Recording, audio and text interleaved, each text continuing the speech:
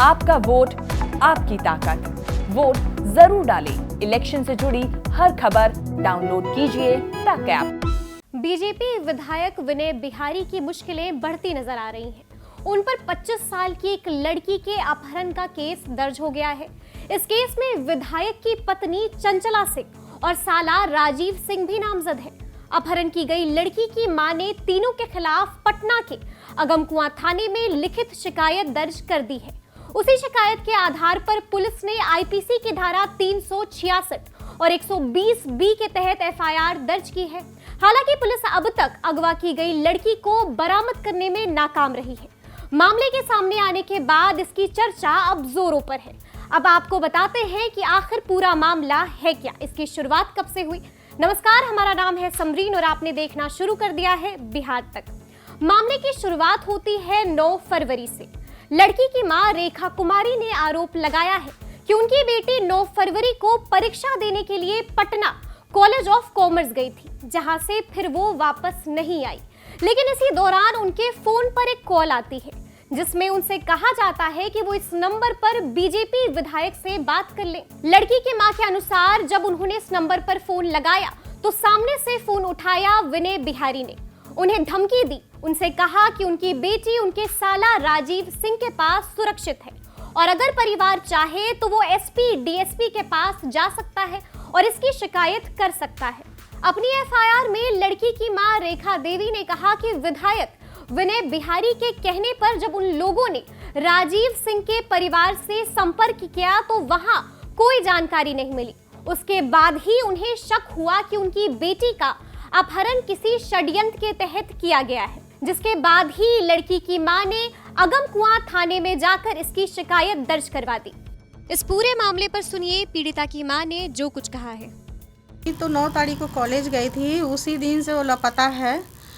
वो नहीं आया। उसके मोबाइल पे व्हाट्सएप से मेरे मोबाइल पे मैसेज आया 3 बज के कुछ मिनट में कि मतलब वो मैसेज में आया उनका नंबर, किस नंबर से हमको बात किया जाए।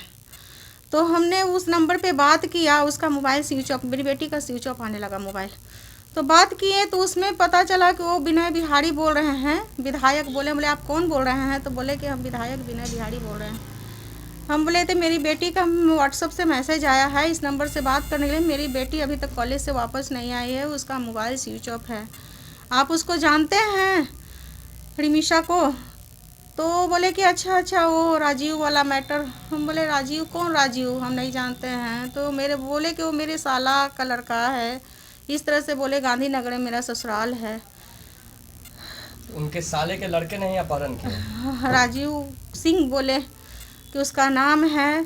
तो हम बोले तो आप फिर पूरा अपना परिचय देने लगे। हम ऐसे हैं, हम विधायक हैं, 3 साल से जीत रहे हैं, हम भोजपुरी के ये हैं, लेखक हैं, कुछ इस तरह से करके हमको बोलने लगे। तो हमने बोला कि हम वो सब नहीं जानते भैया, हमको बताइए मेरी बेटी कहाँ है। तो कि ठीक है आपको हम पता करके बताते हैं। उन्होंने ऐसा बोला तो 1 घंटा में बताते हैं आपको हम। 1 घंटा में फ़ोन नहीं आया। फिर हम फ़ोन किए तो बोले कि अभी तक पता नहीं चला है, हम पता करके आपको हम कॉल करते हैं। हम बोले कि तो भैया आप ऐसे ही टाइम लेते जा रहे हैं, हमको कुछ नहीं बता रहे हैं। आप ही का इसमें नंबर आया है तो आप जानते होंगे तब ना आपका नंबर आया। बोले कि अच्छा। हम बोले नहीं, आप बता रहे हैं तो आप समझ सकते हैं कि हम एक लड़की की माँ है, रात हो रहा है, हम पर क्या बीत रही होगी, आप तो ऐसा समझ सकते हैं। और नहीं तो नहीं बता रहे हैं तो आप ऐसा हम कुछ अपना मतलब की कार्रवाई करते हैं, आगे का सोचते हैं। तो बोले कि कहाँ जाइएगा आप?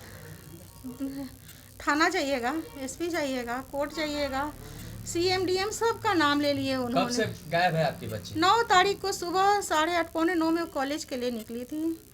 उसके बाद वो गायब है। अभी तक उसका कोई मैसेज, कोई कॉल, कुछ नहीं आया है। आप लोगों ने जो एफआईआर करवाया है उसमें साफ तौर से बताया गया कि विनय बिहारी के शव पर या उनके पत्नी और उनके द्वारा ही अपहरण किया गया है।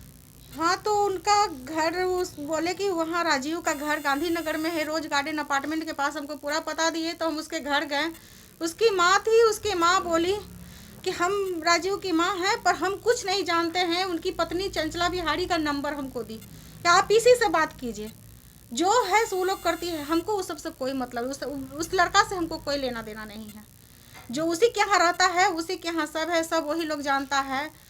और वो भी मतलब उस तरह का मतलब सुनने में आया कि नहीं, बोल रहे हैं कि आ जाएगी, तो इसका मतलब क्या है कि उनके मतलब जानकारी में सब हो रहा है, तभी ना उस तरह से हमको बोल रहे हैं। कोई फिरौती का कॉल आया? कोई फिरौती का नहीं आया। उनका पीए से भी पता चला कि मतलब बोला कि लड़की सब सेफ है, तो सेफ है तो हमको बात करा दीजिए ना, हम तो यही जानेंगे। हम तो बोले कि आप हमको बात करा दीजिए। तो वहीं सुनिए इस पूरे मामले पर अगमकुआं के दरोगा साहब का क्या कहना है।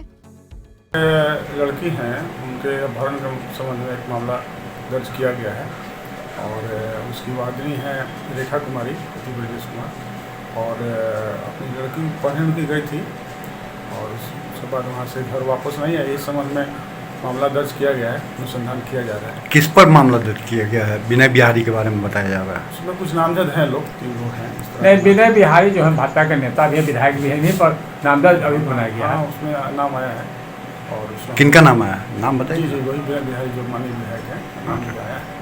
उन पर क्या आरोप लगाया गया? आरोप ये है कि उसमें फोन पर कुछ बात हुआ है और अपहरण का कुछ मामला दर्ज? कुछ इस संबंधी कुछ अनुसंधान दिया गया, हम अनुसंधान कर रहे हैं, उसका क्लियर हो जाएगा। अभी तक अनुसंधान में क्या मिला है?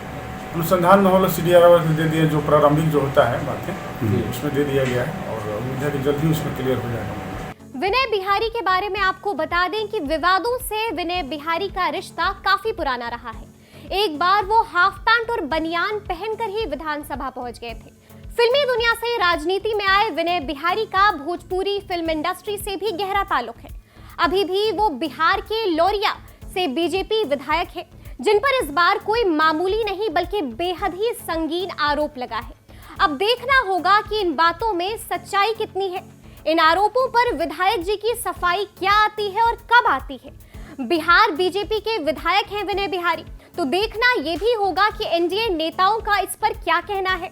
और यहाँ पर पुलिस पर भी काफी प्रेशर बनता नजर आ रहा है, तो देखना होगा कि पुलिस कब तक इस लड़की का पता ढूंढने में कामयाब होती है। पटना से रोहित कुमार सिंह और राजेश कुमार झा की रिपोर्ट। ऐसे तमाम अपडेट्स के लिए आप हमारे साथ बने रहें और देखते रहें बिहार।